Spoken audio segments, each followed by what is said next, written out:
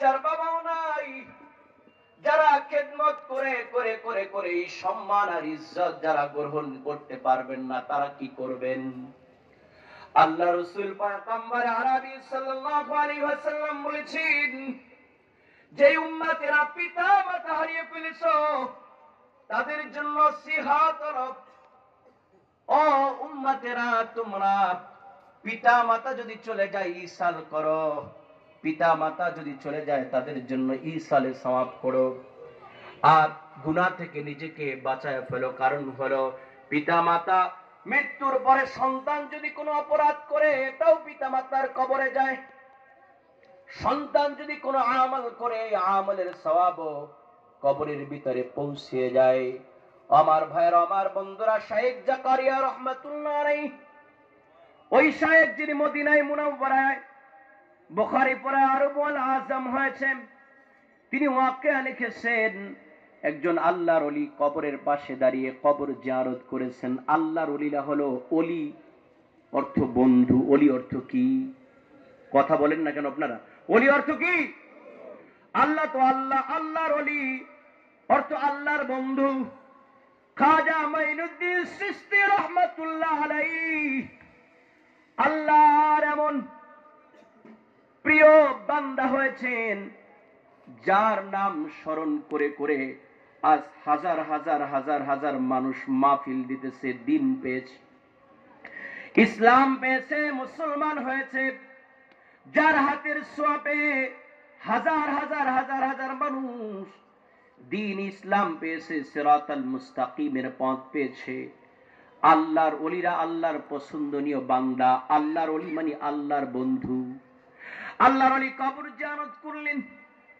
কবর জিয়ারত করার পরে রাত্রিবেলা যখন ঘুমালেন, রাত্রি ঘুমের ভিতরে আল্লাহর ওলি স্বপ্নে দেখতেছেন যে দিনের বেলা যেই সব রেসানি করেছে ওইটা রাত্রে আবার কবরবাসীর ভিতরে বিতরণ হচ্ছে, স্বপ্নে দেখাইতেছে।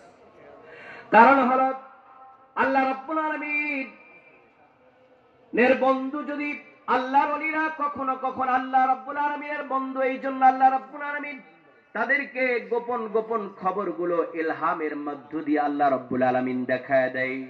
কারণ আপনার আমার নবী খাতামুন নবিয়্যিন, তিনি নিজেকে বললেন, আনা খাতামুন নবিয়্যিন লা নাবিয়্যা বাদি, আমি শেষ নবী, আমার পরে আর কোন নবী নাই।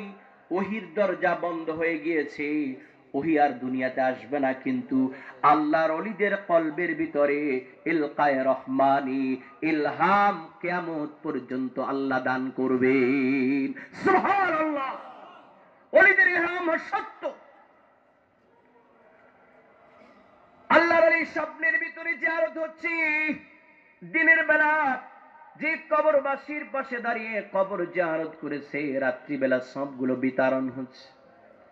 আল্লাহর ওলি দেখতেছে শত শত হাজার হাজার মানুষ লাইন ধরে সবগুলো নিতেছে, কিন্তু একজন বৃদ্ধা মহিলা তিনি কবরের মাঝে বসে রইলেন। তিনি সবের কাতারেও যায় না, লাইনেও যায় না, মানুষের ঠেলাঠেলি পারাপারির মধ্যে লাইনে নাই। আল্লাহর ওলি আশ্চর্য হয়ে গেলেন, স্বপ্নের ভিতরে জিজ্ঞেস করলেন, ওগো আপনি কেন লাইনে যান না? আমি বুঝলাম না। আপনি বসে রইলেন, হাজার হাজার মানুষগুলো ইসালে সওয়াব আনার জন্য সিরিয়াল নিয়েছে, আপনি কেন যান না? বৃদ্ধা মহিলা বললেন, ওগো আল্লাহর ওলি, এই দুনিয়ার থেকে পরকালে আসার আগে আমার একটি সন্তান ছিল। ওই সন্তানটাকে আমি ওলিদের সোহবাতে পাঠিয়েছিলাম। ওই সন্তানটাকে উলামায়ে কেরামদের সোহবাতে পাঠিয়েছিলাম। ওলিদের সোহবাতে থেকে থেকে দিন শিখেছে, ইসলাম শিখেছে, কোরআন শিখেছে, কোরআনের শিক্ষায় শিক্ষিত বানিয়েছি। আমার ওই ছেলেটা আমি ইন্তেকালের পরে দৈনিক আল্লাহর কোরআনে কারীম খুলে খুলে পড়ে, আর আমি মায়ের জন্য দুই চোখের পানি ছেড়ে দিয়ে দিয়ে দোয়া করি। ওলিদের সঙ্গী যদি হওয়া যায় ওলি হয়, ওলিদের যদি সঙ্গী হয় ওলি হয়।